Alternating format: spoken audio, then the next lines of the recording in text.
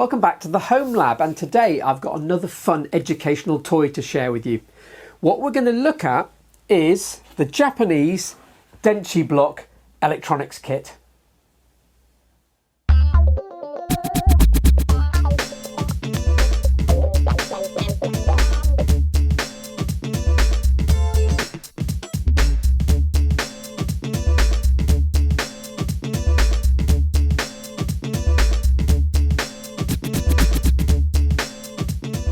A while back, you might remember, I did a video on my Philips EE8 electronics kit, and that brought back lots of memories for you.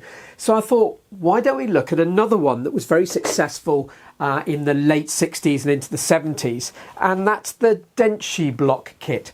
So I don't know if any of you remember this one, but this is the Rich Boys version. So this is the SR3A. They made lots of different kits, but this is the deluxe one with the special circuit board that you can build on.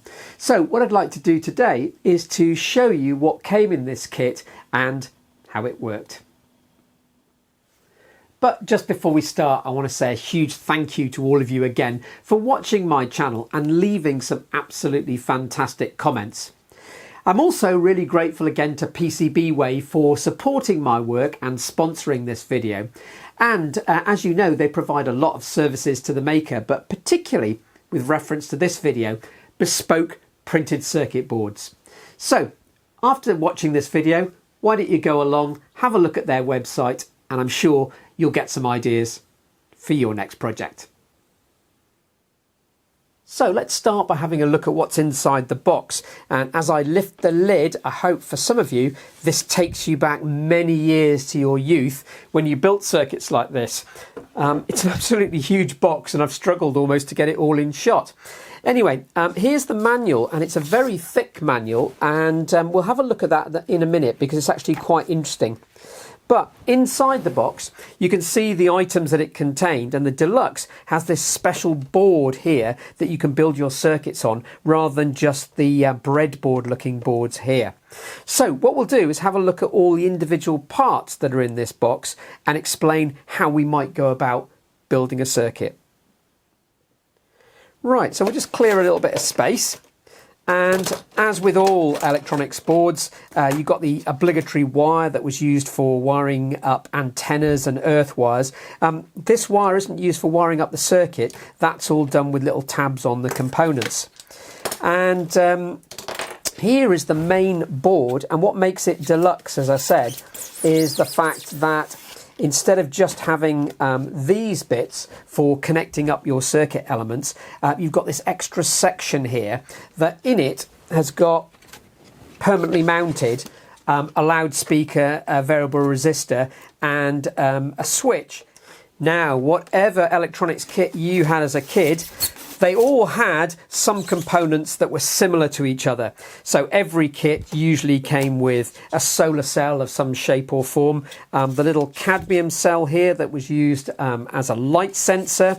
And if you were lucky, it had a microphone, and I rather like this microphone because on the back of it is a little clip that you can clip it to your clothes and perhaps feel like a police officer or something when you're building your circuit. I'm sure my son would love that. And you can see on this one the little connectors here, the spade connectors that are going to slide into the circuit board. Also, no kit would be complete without its little crystal earpiece. And they all looked the same, didn't they? And they were all this funny sort of browny pink colour. And I don't know how many of these they must have made over the years, but you needed one of these. You needed a high impedance one for your crystal set and your radios you were going to build. And this one's got a few extra bits, some electrical probes, which are quite nice, another speaker, and I rather like this fully constructed Morse key. To get power to the circuit, there was this little hollow module that you could put a PP3 battery in and then plug it into the board and make connections to that. And also what's interesting is, other than a few other blocks, there's a sort of transformer there, another one here, an RCA jack, and another transformer, and we'll look at these little blocks in detail in a minute. The tuning circuit is all in one piece, so you've got the ferrite bar there with the coils wound round it and the tuning capacitor already in place. And I remember that a lot of kits, those were all separate and you had to wire them together, but here it comes in one specific module. So no discussion of this kit would be complete without a good look at the most important bit, and the bit it gets its name from, the Denshi block component modules. And so I'm going to pull a few of those out so you can see what was available in a kit like this in a minute. But the clever thing is that the blocks actually connected into this sort of breadboard down here. And the breadboard doesn't have any wiring at all in it. The wiring is entirely on these blocks. But when you put them in next to each other, they had to be in the right order, obviously, to make the circuit work. But if you did that, it actually looked like a genuine circuit diagram, because each of these has actually got the component value and the component symbol marked on it. So what we'll do now is have a closer look at these. So let's have a look at some of the individual Denshi blocks, or electronic blocks as it translates as. And there's a whole range of the usual components that you'd expect encapsulated in these little containers. And the way they're wired in is not quite as obvious as you'll think. They're all usually one block in size, but some of them are slightly larger, like this transformer, which needs to be bigger to actually house the component. So let's have a look at them a little bit more closely and actually how the wiring works inside each little block. So I've pulled out a few Denshi blocks here for you just to have a bit of a closer look at. And here's one that's the resistor, and it's 330 ohms, as you can probably see. But if I tilt it like that so it's a little bit shiny, can you see that this resistor seems to have 3 connections? The way it's designed is as a through wire, in this case from left to right, and the resistor goes from either the left or the right down to this bottom pin. So in summary, these two are connected together and the resistor is between those two or those two, depending on how you want to wire up your little circuit. Another resistor here, what's that, 680 ohms. And then if I put those to one side, here's an electrolytic capacitor. You recognise it from its colour, and you can see the capacitor inside the case there. The value, 50 is written on it. And if I'm looking inside, 47 microfarads at 10 volts. So that's the capacitor in there. It looks quite new, doesn't it? And you just, again, have to be a little bit careful about the wiring. It's difficult to see on the camera, but you might see there that the corners are diagonally cross-wired. So this capacitor is sort of wired between those two terminals and between those two terminals. So you just need to be a little bit careful when you connect these up. You might have thought that was a terminal on one side and a terminal on the other side only, representing the 2 pins of the component. But this allows for easier arrangement where you can connect things sort of this way or that way without worrying about it too much. Now, it would be remiss of me not to look at one of the transistors. So here's one of the transistors from the set. And again, you have to look at the wiring on top. It's a little bit fiddly to work out which pin goes where. But the collector is actually shared by this pin and that pin. And then we've got the emitter here and the base there. And it's a PNP transistor. So I wanted to look what it actually was. And it's really weird. It says B172 in black. And then underneath it just says 2N in red, which I don't really recognise. So help me out here in the comments. I had a quick look. Let's push those out of the way. Had a quick look in Towers. And when I looked at the B172, or at least the 2N172, where is it? 2N172. I went all the way along here. And it says, yeah, it's an RF low current general purpose transistor. But if we go back a little bit, the 2N172, according to Towers, is germanium, great, but it's NPN. So I'm not quite sure what's going on here, but perhaps you can tell me. So a nice selection of electrical components there, our lovely little Denshi or electrical blocks. And we could use those anytime you like. make a suggestion to build one of the circuits in the circuit manual. Oh, just before we finish talking about these little blocks, it did occur to me that there's something really clever going on here. That unlike the annoying components where the legs break off them, every time you click it into the block here, or the block that you're building with, you straighten the legs out again. Well, I think that's absolutely genius. So let's have a look at how we'd actually put these blocks into a circuit. So here's our power supply, and if we put a PP3 battery in here, this end's positive and that end's negative. So we could put it into the board like that. And if you remember, this board doesn't have any connections underneath it. It's just a placer or a holder board. And for those of you who are really keen on having it the right way around for your PNP transistors, of course you could put it in at this end, and that would put the negative rail at the top and the positive at the bottom. So I'm just going to pop that back over here now. So if you wanted to connect up your circuit elements, you had to look a little bit carefully to see how they were wired up.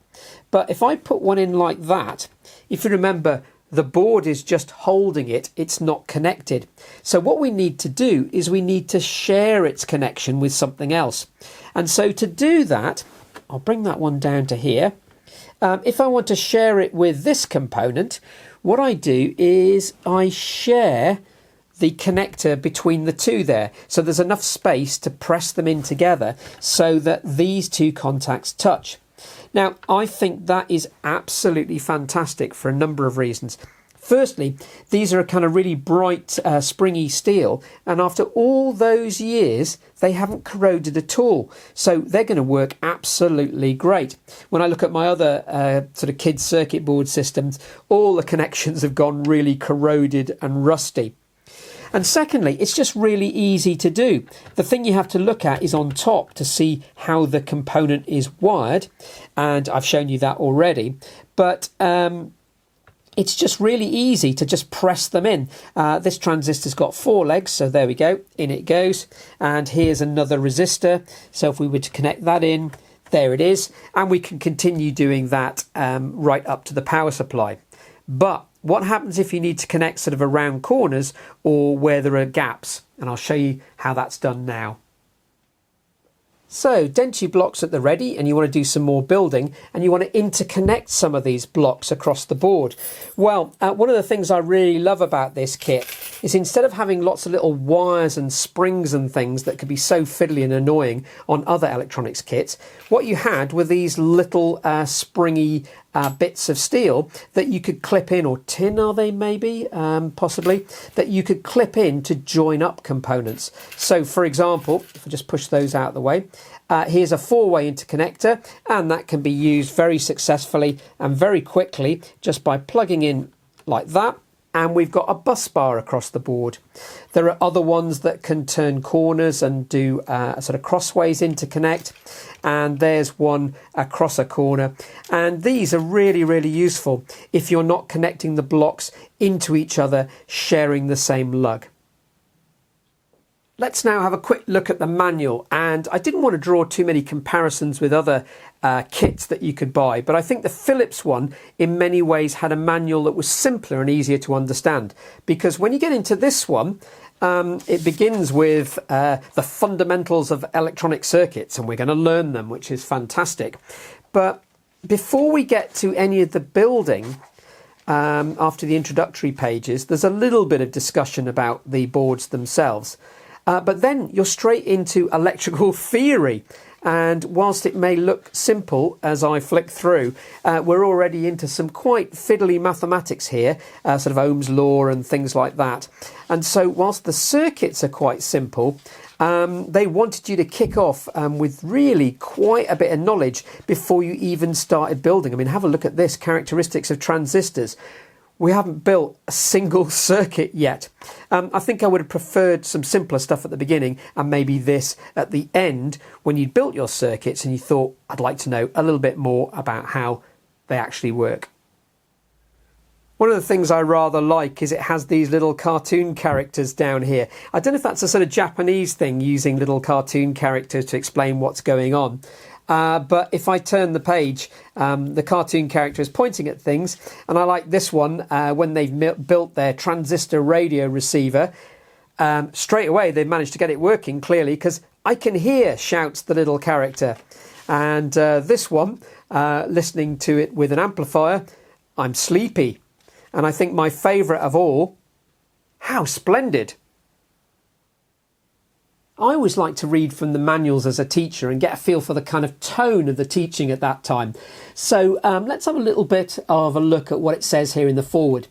This educational electronics kit is very unique but completely safe educational kit in the field of electronics. So there might be a few words missing there in the translation. This kit offers a wealth of study materials, making them come alive in the exciting, absorbing way. Now this is the bit I like.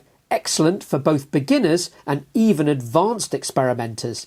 This consists of a mounting board, domino-like see-through plastic components, complete with transistors, diodes, etc. And then after the etc, we have it all. Speakers, cadmium sulfide photocell, and all other parts required for electronic experiments. What's also interesting is this bit here, which I rather like, and I might have to change the wording slightly. Certainly, the electronic board is as direct and useful as years of teaching experience can make them.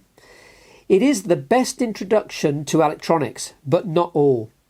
No matter how keen your interest is in electronics, you are at least expected to master it. I think that should read, you are not expected to master it if you are too idle to spend hours in learning about the workings of transistor circuits and their parts. Okay, so don't be idle when you're using this. And finally, I rather like this bit, and we've discussed this before in previous videos. Any boy and girl can safely try experiments with electronics at home using the electronic board set. So that's nice as well, that they weren't making an attempt to exclude girls from this. And I know that opens up a whole can of worms, but I've taught both boys and girls, and I can tell you some of the girls were incredibly high-powered, forgive the pun, and went on to do incredible things at university and beyond. The manual lays out the circuits that you could build, and to be honest with you, it's nice that there's a circuit diagram and a little bit of an explanation here about how to put it together. But I do find the actual layout on the board not that easy to get your head around. I mean, perhaps this is like learning maps. You know, you get used to the Ordnance Survey maps in the UK, and then you go abroad and you find you can't read a map anymore, and it takes you a while to get your head around it. But that's clearly the layout. It might have benefited perhaps from a photograph as well, though I agree that the blocks aren't very easy to see because they're quite transparent. But it took me a while to look at these diagrams and work out what they're asking you to do. And with some of the other circuits, someone's drawn on there to help them with their wiring. They tend to get really quite complicated. I mean, I think that is not a particularly easy layout to follow. But I guess if you start at the beginning and work your way through, you'll be fine by the time you get to this one. If you have a look at the left-hand side of this box, that's the red section with the young boy at the top, who's obviously going to build all his circuits and learn his electronics with this kit. Below it is a picture of loads of scientists doing various jobs. There's a computer screen, somebody who looks like a fighter pilot, and possibly a Saturn V taking off. So representing probably what the boy could become if he works hard and does all his learning with this kit. There's a similar sort of motif on the Philips EE8 kit that I've got, but to be honest with you, I think the Philips box does it much better. Just before we finish, I want to say a few words about where this kit came from, because it's got quite an interesting backstory. And all of the videos that I do, if I use old bits of electronics that I didn't own from the very beginning, I always ask the person I got it from, what's the history? Do you know where it came from? And often there's a really, really interesting story. And the story behind this actual kit, so the one that I own, is fascinating. So I'm going to go to my computer now and I'll read to you what I was told about its provenance. Hi Anthony, I'm very pleased you asked about the history. They come from the collection of a friend of mine who died aged 50 from cancer 2 years ago, leaving behind a huge collection across 5 sites, which was to form the basis of a multidisciplinary museum of 20th century technology.